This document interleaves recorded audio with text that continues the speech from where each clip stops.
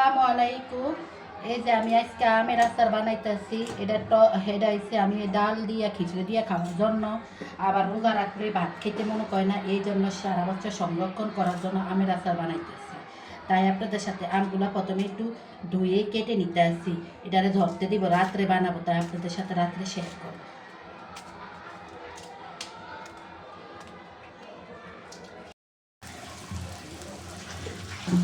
এই যে মাছের কাবাব বানাইতেছি আজকে দুপুরের জন্য। আর এই যে কাবাবের বেঁধেছি, আর এই যে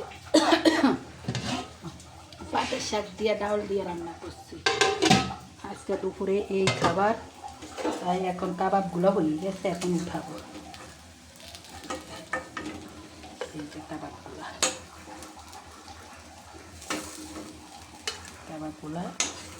এখন এটা পোলা টাইমে আমার ছেলে মেয়ে অনেক লাইক করে, ওদের অনেক প্রিয় খাবার এটা। আচ্ছা কাবাব বলতে এই যে আমি রাত্রে আচারগুলা বানাইলাম। এখন আমগুলা কাইটটা 8 ঘন্টা ফালিয়ে রাখছিলাম। তারপরে এই যে এখন আচারগুলা বানিয়ে নিচ্ছে। 5 ফোড়ন ভাজ্যও দিছি, গুঁড়া করেও দিছি, আর রসুন দিছি, কাঁচামরিচ শুকনা মরিচ দিছি। এটা আমি খিচুড়ির সাথে ডাউলের সাথে রমজানে আমার ছেলে মেয়ে অনেক পছন্দ করে, আবার একটু বৃষ্টি লাগলে ওরা খায়। তাই আমার আচারগুলা বানানো হয়ে গেছে। আর আপনারা যদি বানাইতে পারেন এইভাবে বানিয়ে নিতে পারেন। বেশি কিছু না, প্রথমে একটু তেলটা গরম করে নেবে, সরষের তেল। তারপরে সর্ষে বাটা আর আদা রসুন বাটা দিয়ে আগে পেস্ট করে নেবেন। তারপরে আমগুলা ছাড়া দিবেন। আমগুলা ছাড়ার পর আমগুলা লাগতে তারপর আপনি করবেন, 5 ফোড়নের গুঁড়া করে কিছু ছাড়বেন আর কিছু আনাম দিয়ে দিবেন, আর কটা শুকনা মরিচ আর এই যে রসুন এগুলা একটু দিয়ে দিন। তারপরে আচারগুলা দিয়ে যাবে। এই জন্য আমি লাইরা এখন আচারগুলা উঠে নিই। এই আমার আচার ঘর।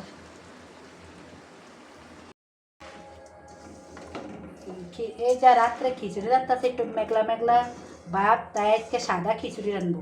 আমি হলুদের গুঁড়া দিই নি, খিচুড়ির মধ্যে একটু সামান্য দিছি, রংটা একটু সাদা আসার জন্য। সব কিছু মাখিয়ে নিছি, এখন পানি দিয়ে দিব খিচুড়ির মধ্যে।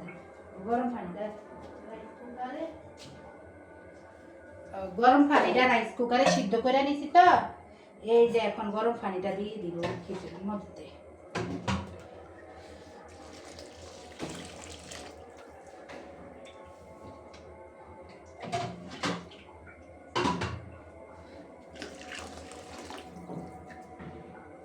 আজকের খিচুড়িটা আমি সাদা পাকাবো।